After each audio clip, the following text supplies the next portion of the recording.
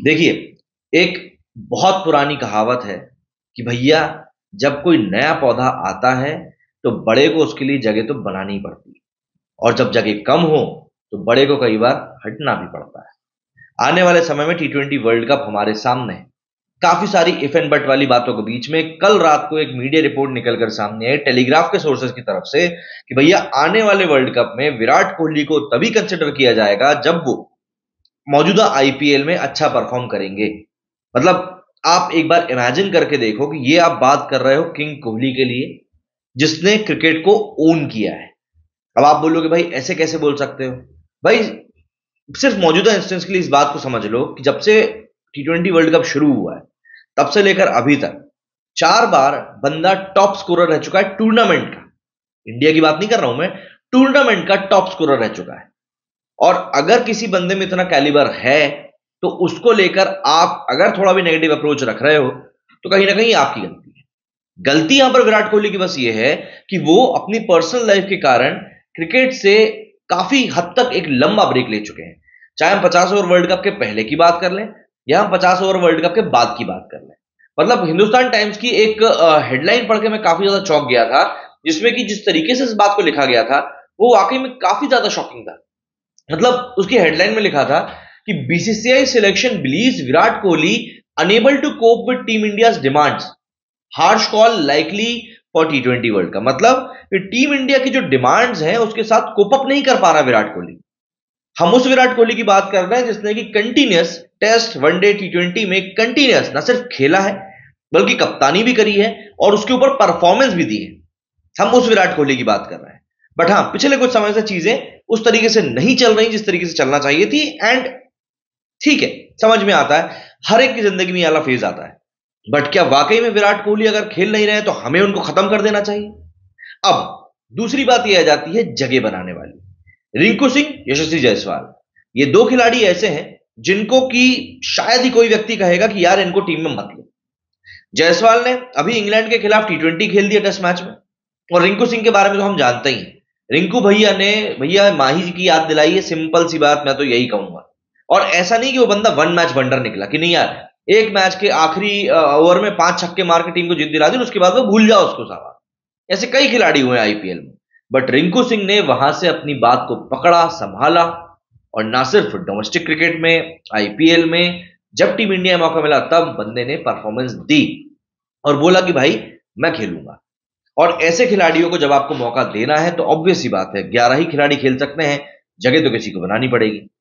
अब विराट कोहली के साथ समस्या यह है कि उनका फ्यूचरिस्टिक अप्रोच क्या है टी20 को लेकर, यह अभी तक क्लियर नहीं हो पाया है, और इसीलिए कंफ्यूजन काफी ज्यादा बढ़ता भी जा रहा है। और सिर्फ कोहली का नहीं, समस्या यहां पर शुभमन गिल के साथ भी हो सकती है। शुभमन गिल जो कि अभी मौजूदा इंग्लैंड के खिलाफ सीरीज में 2 सेंचुरी ऑलरेडी बना चुके हैं, तो फॉर्म तो बंदे ने प्रूव कर दिया है। बट बात यह है कि अगर हम प्लेइंग 11 की बात करें तो क्या प्लेइंग 11 में उनकी जगह बनती दिख रही है? यह सबसे बड़ा सवाल यहां पर खड़ा हो रहा है। क्योंकि ओपनिंग स्लॉट की अगर हम बात करें तो वहां पर जायसवाल और रोहित शर्मा फिट हैं। अगर आप वन डाउन की बात करें, टू डाउन की बात करें, थ्री डाउन की बात करें, तो वहां पर काफी भीड़ है।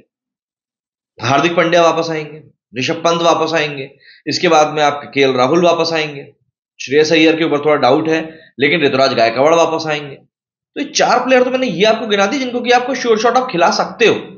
फिर विराट कोहली अगर टीम में तो उनको भी आपको खिलाना है। तो शुभमन गिल कहां फिट बैठ रहे हैं इस पूरे टीम कॉम्बिनेशन में, ये एक वाकई में ना सिर्फ बहुत बड़ा बल्कि बहुत सीरियस सवाल भी है। बट टीम कॉम्बिनेशन जैसा भी होगा उसके अकॉर्डिंग ही चीजें निकलकर सामने भी आएंगी। अब जब हम लोग मोटे तौर पर बात करते हैं कि आखिर किस तरीके से किस चीज को हमको कैरी आउट करना है, तब विराट कोहली को लेकर डिस्कशन और भी ज्यादा गंभीर हो जाता है। दरअसल अगर हम लोग बात करें तो विराट कोहली का जो वर्ल्ड कप में परफॉर्मेंस रहा है, 25 मैचेस विराट कोहली ने खेले हैं, 131 के स्ट्राइक रेट के साथ में 1141 रन बनाए, 1141 एवरेज रहा है, 81 हाई स्कोर रहा है 89। अब कई लोग यहां पर बोलते हैं कि यार स्ट्राइक रेट कम है, 131 का स्ट्राइक रेट आपको कम लग रहा है। पहली बात बंदे का रोल देखो, दूसरी बात बंदे के नंबर ऑफ मैचेस देखो। 5 मैच, 6 मैच, 10 मैच की बात नहीं कर रहे हैं, यहां पर हम 25 वर्ल्ड कप मैचेस की बात कर रहे हैं। वो 25 वर्ल्ड कप मैचेस जो बंदे ने पिछले 10-12 साल, 15 साल में लगातार खेले। पर बात वही है ना कि आप नहीं कर सकते। अच्छा, एक तर्क यहां पर ये दिया जा रहा है कोहली को लेकर साहब कि वेस्ट इंडीज की जो पिचेस हैं वो स्लो रहेंगी। और हरभजन सिंह के एक बयान का कई लोग रेफरेंस दे रहे हैं कि उनने कहा था कि चेन्नई के चेपॉक स्टेडियम में कोहली 30-35 मैच खेलने के बाद भी 1000 रन नहीं बना पाए। तो इसका मतलब ये हो गया कि स्लो पिच पे कोहली खेल नहीं पाते। भाई साहब, कोहली जैसा बैट्समैन, सीधी सिंपल सी बात यह है कि एडजस्ट करना जानता है। उसे पता है कि मैच कैसे निकालना है। जैसे बुमराह की हम लोग बात करते हैं ना कि उस बंदे को पिच से फर्क नहीं पड़ता कि पिच पे क्या है, वो जानता है उसको विकेट कैसे निकालना है। ठीक ऐसे ही कोहली है। प्रवीण कुमार ने ललित टॉप के साथ ये इंटरव्यू में ये बात कही थी कि कोहली जानता है कि उसको रन कैसे बनाना है, उसको कला आती है। और वहां पर अगर आप पिच की इक्वेशन ला दोगे तो यार बंदे ने तो ना इतने चौड़े चौड़े क्रैक वाले साउथ अफ्रीका की पिच पे भी रन बनाए। तो इस ज्ञान को अगर हम लोग अंदर रख लें तो ही बेहतर होगा। खैर, 2007 के बाद से जब से वर्ल्ड कप शुरू हुआ तब से 2012 में, 2014 में, 2016 में, 2022 में कोहली हाईएस्ट स्कोरर रहे।